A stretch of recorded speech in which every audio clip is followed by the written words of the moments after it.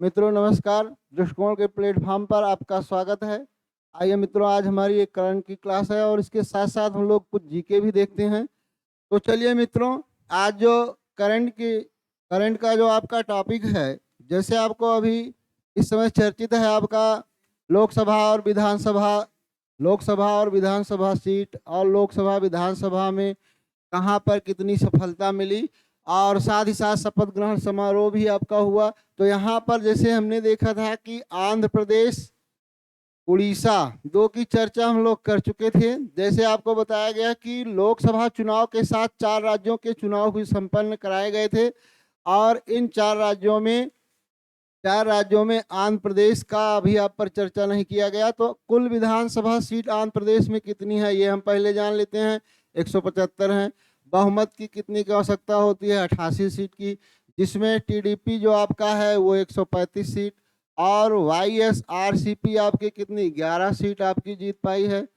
और वर्तमान में ये अपनी सरकार, इसके पहले सरकार सरकार बनाया था इन्होंने, और अब जो है अब की बार टीडीपी चंद्रबाबू नायडू को सफलता मिली। और चंद्रबाबू नायडू को सफलता मिली तो कितनी सीट इन्होंने जीता ये आपके सामने है। सीटों की संख्या जो आपकी है वो है 135, और जनसेना आपका यहाँ पर 21 है। जनसेना बीजेपी कितनी सीट जीती है? 8। तो इस प्रकार से विधानसभा चुनाव का परिणाम है आंध्र प्रदेश। तो यहाँ पर आंध्र प्रदेश में आपके मुख्यमंत्री कौन बनेंगे, नेता आपके कौन बनाए गए हैं? तो यहाँ पर जो नेता हैं आपके, ये हैं। नेता की बात अगर किया जाए तो नेता के रूप में यहाँ पर आपके, चलिए आइए देखते हैं। तो नेता के रूप में चंद्रबाबू नायडू हैं। तो चंद्रबाबू नायडू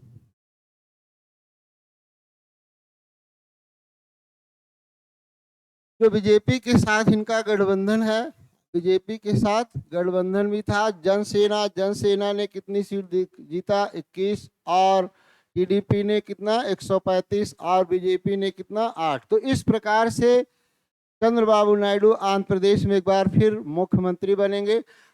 आइए हम देखते हैं आंध्र प्रदेश में जो लोकसभा की सीटें हैं, लोकसभा सीटों की संख्या कितनी है? 25 है। और राज्यसभा सीटों की संख्या कितनी है? 11। यानी राज्यसभा आपकी कितनी? 11, और लोकसभा आपकी कितनी है? लोकसभा आपकी है 25। इस प्रकार से अगला जैसे हम देखते हैं कि यहाँ पर विधानसभा चुनाव हुआ, और जिसका परिणाम आया था 4 जून 2024 को। 4 जून 2024 को परिणाम आया था। 4 जून 2024 को परिणाम आया था आंध्र प्रदेश का, जिसमें सबसे बड़ा दल के रूप में चंद्रबाबू नायडू की जो आपकी पार्टी है टीडीपी, ये सबसे बड़े दल के रूप में क्या हुई है? सामने आई है। आगे हम इसी प्रकार से देखते हैं कि आंध्र प्रदेश द्विसदनी विधानसभा है। यहाँ पर विधानमंडल में 2 सदन, एक विधानसभा एक विधान परिषद है। तो आंध्र प्रदेश द्विसदनी है। आंध्र प्रदेश आपका क्या है? 2 सदनी विधानमंडल है। यहाँ पर आंध्र प्रदेश में 2 सदन है, और 2 सदन में आपका एक आपका विधानसभा, और दूसरा आपका क्या है? विधान परिषद। विधानसभा और विधान परिषद। तो इस प्रकार से यहाँ पर हम ये देखते हैं, तो विधानसभा सीट आपको यहाँ पर बताया गया कुल कितना है? 175 है। और विधान परिषद की सीटों की संख्या कितनी है? 58 है। आगे हम कुछ बातों को यहाँ पर और देख लेते हैं। जैसे आंध्र प्रदेश का, ये तो आपका वर्तमान में है। आंध्र प्रदेश की जो राजधानी बनाई गई इस समय, राजधानी आपकी है अमरावती। राजधानी अब आंध्र प्रदेश की क्या हो गई है? अमरावती है। इसी प्रकार से आंध्र प्रदेश में एक आपका है, सब हमारे यहाँ उपग्रह प्रक्षेपण केंद्र है। उपग्रह प्रक्षेपण केंद्र भी कहाँ पर है? उपग्रह प्रक्षेपण केंद्र आपका भारत का कहाँ पर है? आंध्र प्रदेश। और आंध्र प्रदेश में आपका कहाँ पर है? आंध्र प्रदेश में ये है आपका श्री हरिकोटा द्वीप। श्री हरिकोटा श्रीहरिकोटा और श्रीहरिकोटा द्वीप पर आंध्र प्रदेश में उपग्रह प्रक्षेपण केंद्र स्थापित किया गया है। आंध्र प्रदेश में एक आपका है डॉल्फिन नोज पहाड़ी है, डॉल्फिन नोज है, डॉल्फिन नोज पहाड़ी है। ये प्रश्न आपका बहुत पूछा जाता है। यहाँ का जो विशाखापट्टनम है, विशाखापट्टनम ये बड़ा नगर है आपका। विशाखापट्टनम नाम से बंदरगाह भी है, बंदरगाह नगर, और ये सबसे बड़ा आपका क्या है, नगर है। यहीं पर आंध्र प्रदेश में कुछ और अगर हम देखते हैं, जैसे अगर हम और जीके की बात करते हैं तो आंध्र प्रदेश में आपका तिरुमाला पहाड़ी है, तिरुमाला, और यहीं पर आपका तिरुमाला पहाड़ी पर वेंकटेश भगवान का क्या है, मंदिर है। ये आपका बहुत पूछा जाता है, वेंकटेश भगवान का क्या है, मंदिर है। ये है विशेषता आंध्र प्रदेश की। चलिए मित्रों, इसी प्रकार से हम आगे बढ़ते हैं। अगला हमारा जो राज्य है वो राज्य है उड़ीसा। विधानसभा चुनाव का परिणाम भी आ चुका है। उड़ीसा विधानसभा चुनाव का परिणाम भी 4 जून 2024 को आया, 4 जून 2024। और उड़ीसा में कुल विधानसभा सीट आपकी कितनी है, 147 है। बहुमत के लिए हमें कितनी की जरूरत है, 74 की। बीजेपी अकेले यानी 78 सीट ये क्या है, जीतती है। 78 सीट पर कब्जा किसका हुआ, बीजेपी का हुआ। और इस प्रकार से आंध्र प्रदेश में पूर्ण बहुमत में सरकार बनाने जा रही है आपकी कौन, अरे उड़ीसा में पूर्ण बहुमत, ओडिशा में पूर्ण बहुमत की सरकार अब किसकी बनने जा रही है, ओडिशा में पूर्ण बहुमत की सरकार आपकी बनने जा रही है। बहुमत की सरकार कौन बना रहा है भाई, पूर्ण बहुमत की सरकार बीजेपी अब बनाने जा रही है। तो इस प्रकार से एक बड़ी सफलता हासिल किया बीजेपी ने, किस राज्य में, ओडिशा में। बीजेडी आपका है ये 51 है, कांग्रेस 14 सीट, अन्य 4। और उड़ीसा में लोकसभा सीटों की संख्या आपकी कितनी है, 21 है, और राज्यसभा की कितनी है, 10 सीटें हैं।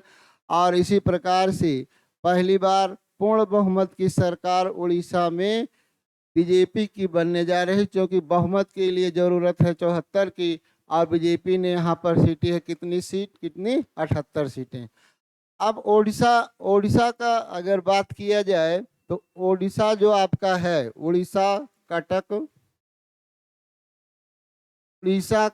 कटक है, कटक नगर है आपका। आगे हम पहले उड़ीसा के प्राचीन नाम की बात अगर कर लिया जाए तो प्राचीन नाम उड़ीसा का आपका उत्कल है। क्या है आपका, उत्कल है। इसे अर्काट भी कहा जाता है। तो उड़ीसा का प्राचीन नाम आपसे पूछता है कई बार, ये उत्कल है।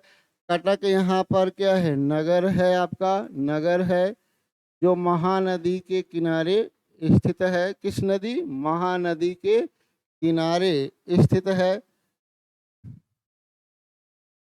है। महानदी जो आपकी है उड़ीसा का शोक कहलाती है। महानदी आपका ओडिशा का क्या होती है, शोक।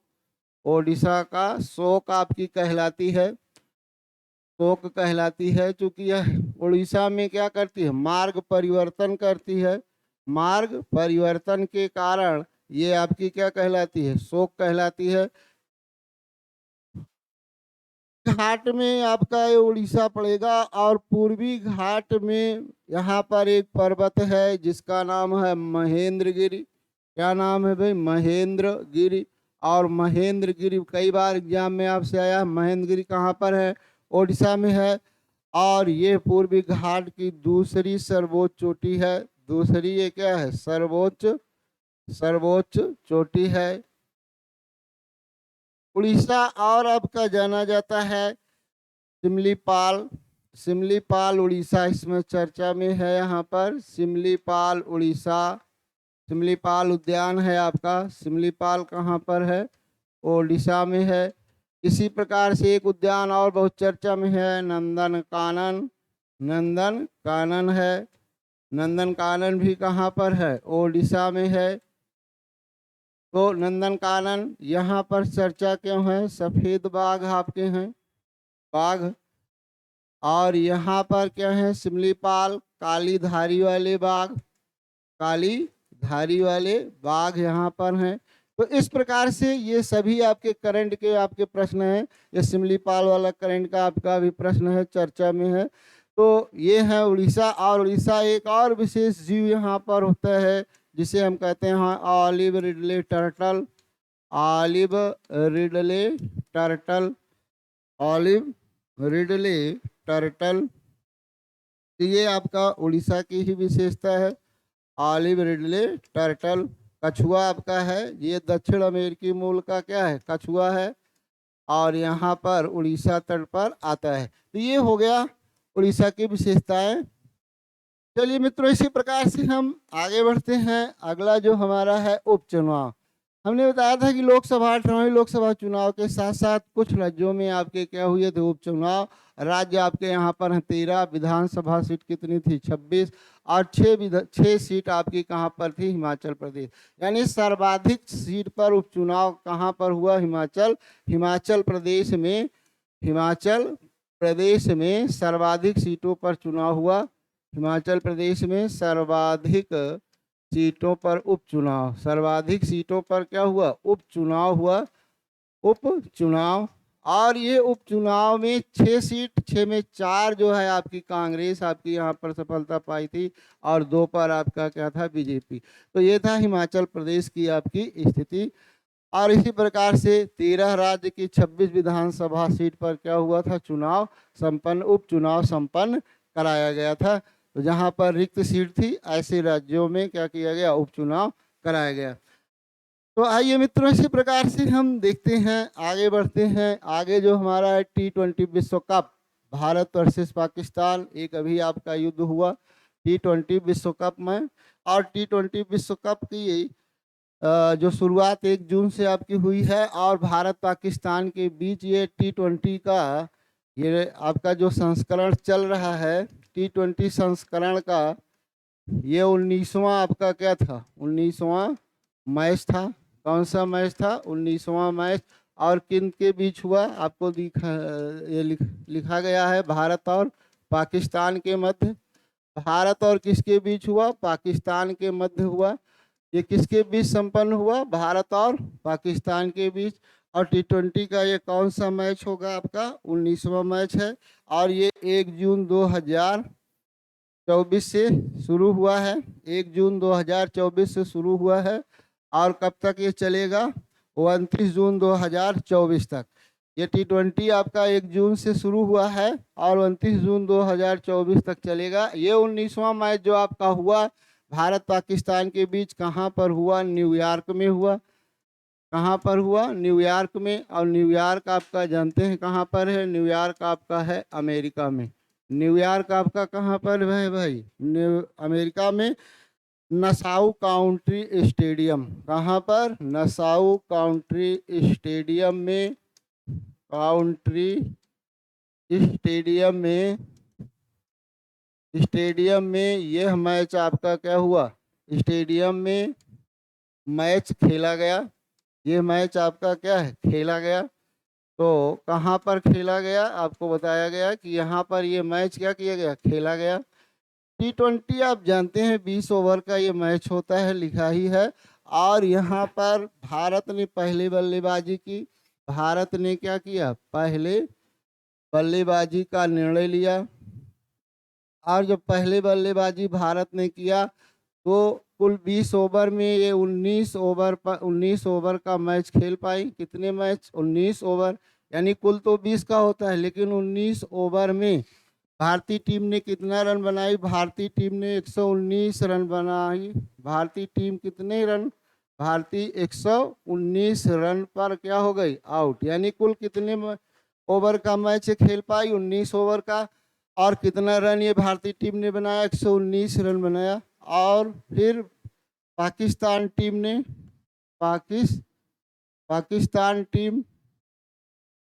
पाकिस्तान टीम पूरा 20 ओवर आपका ये खेलती हैं, 20 ओवर।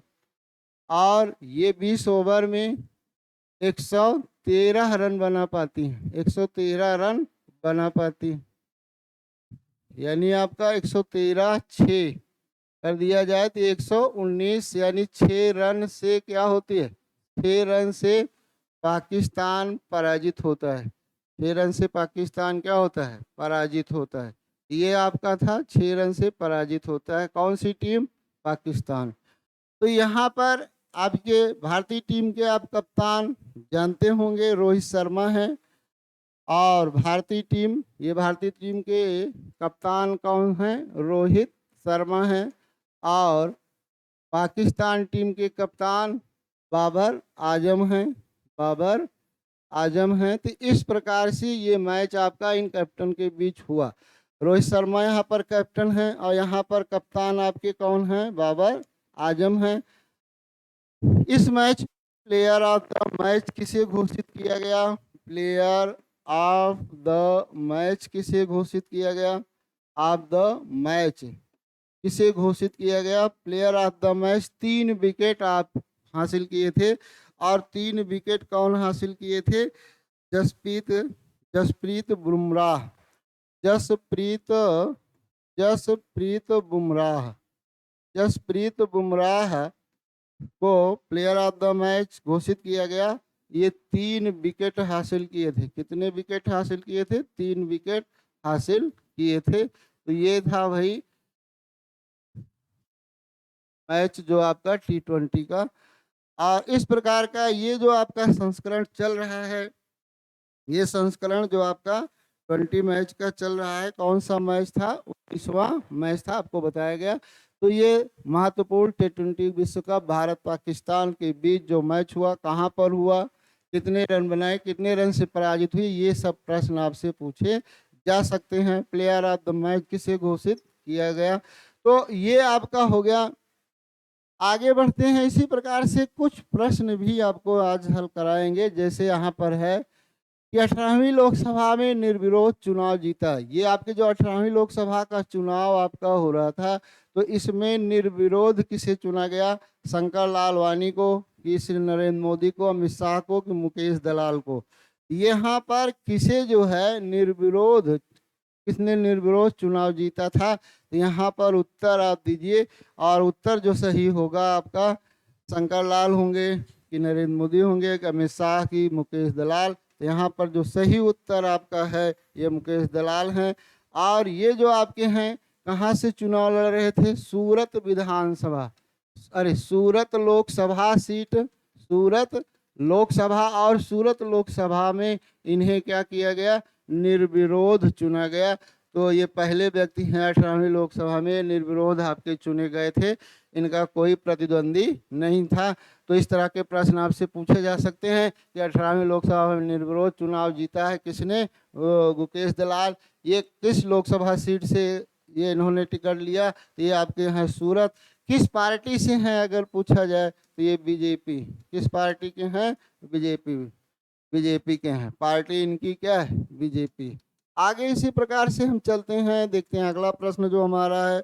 वो अगला प्रश्न क्या है, 18वीं लोकसभा, 18वीं लोकसभा 2024 के, 18वीं लोकसभा 2024 के सबसे अमीर प्रत्याशी राजग की कैबिनेट में शामिल हुए, वे कौन हैं, जिनकी संपत्ति जो अपना इन्होंने आंकड़ा दिया है वो सबसे धनी प्रत्याशी के रूप में है। तो यहाँ पर हैं चंद्रशेखर पेम्मासानी, चंद्रबाबू नायडू, मनोहर लाल खट्टर, हेमा मालिनी। यहाँ पर सबसे अमीर प्रत्याशी राजग के जो कैबिनेट में शामिल हुए ये आपके हैं चंद्रशेखर पेम्मासानी।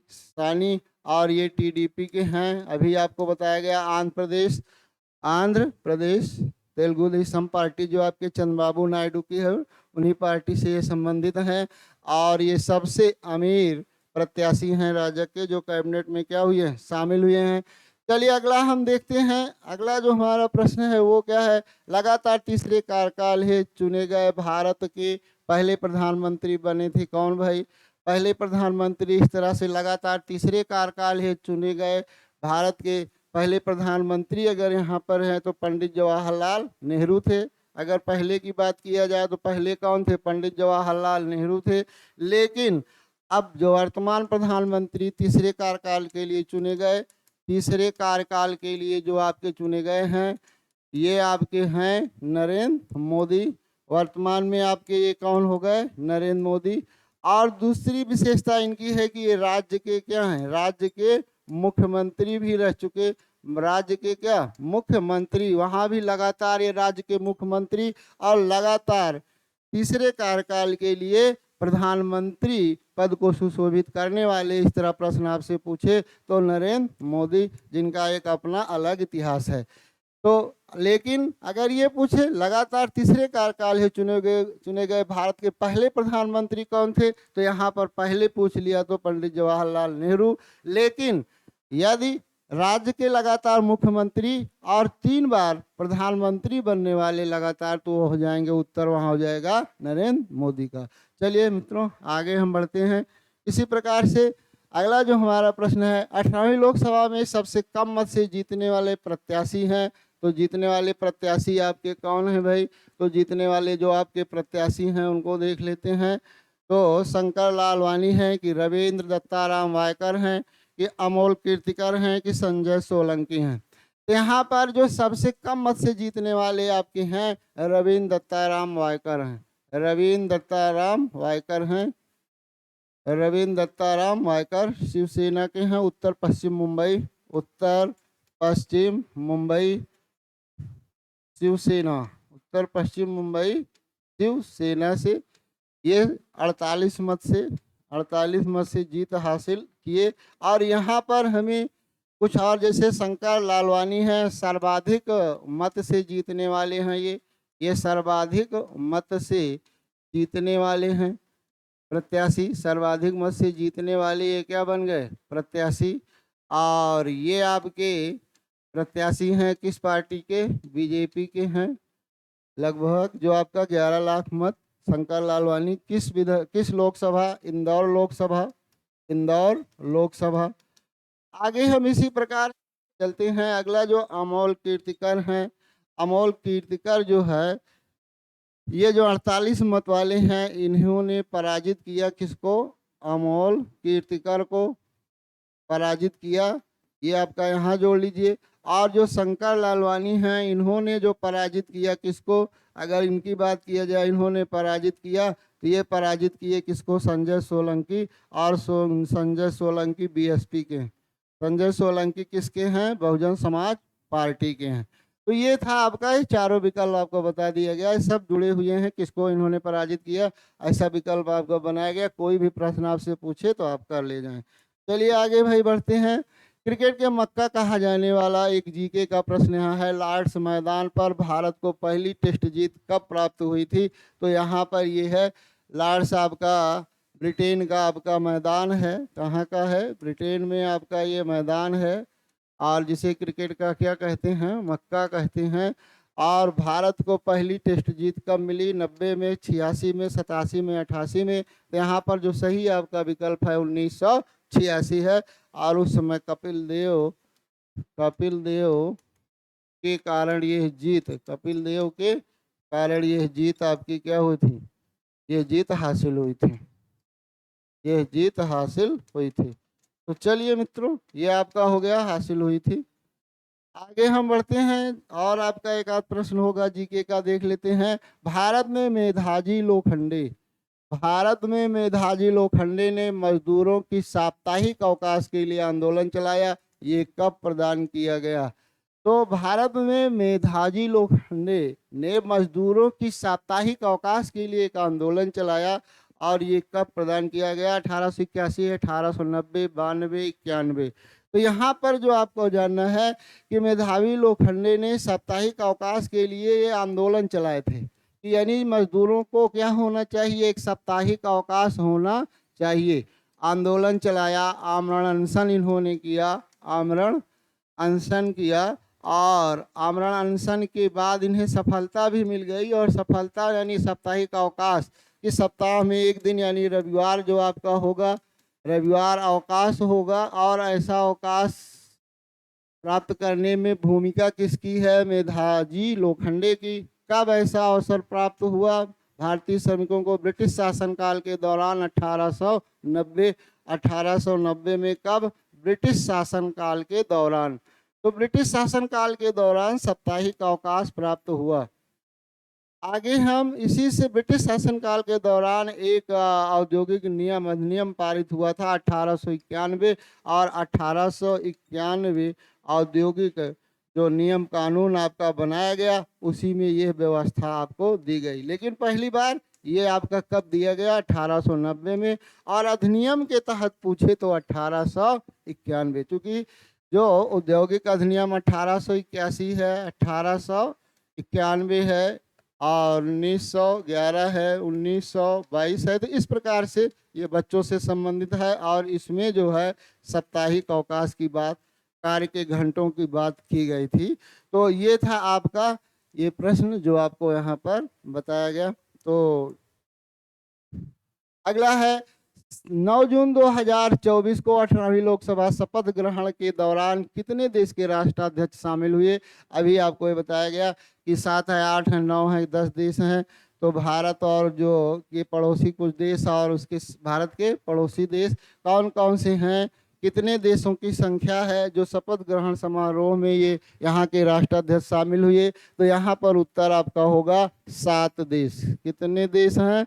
7 देश के राष्ट्राध्यक्ष क्या हुए थे? शामिल हुए थे।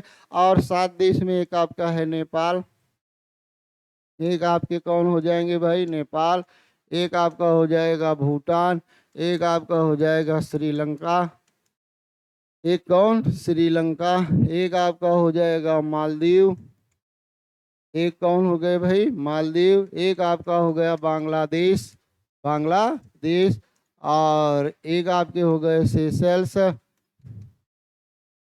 सेशेल्स, और एक आपका हो गया मॉरिशस, एक आपका कौन हो गया? मॉरिशस। तो इन देश के राष्ट्राध्यक्ष यहाँ पर क्या हुए? शामिल हुए, तो मॉरिशस। तो इस प्रकार से ये देश हैं, 7 आपके हो गए होंगे, एक हो गया, 2, 3, 4, 5, 6, और ये 7 देश के राष्ट्राध्यक्ष प्रधानमंत्री के शपथ ग्रहण समारोह में क्या हुए? भाग लिए। ये 7 देश के आपके क्या हैं? नाम हैं। तो चलिए मित्रों, आज का जो हमारा सफर करंट का यहीं पर समाप्त होता है। ऐसे आपको प्रतिदिन ये क्लास मिलती रहेंगी। कल हम फिर इसी समय उपस्थित होंगे। एक बार फिर आप सबको नमस्कार।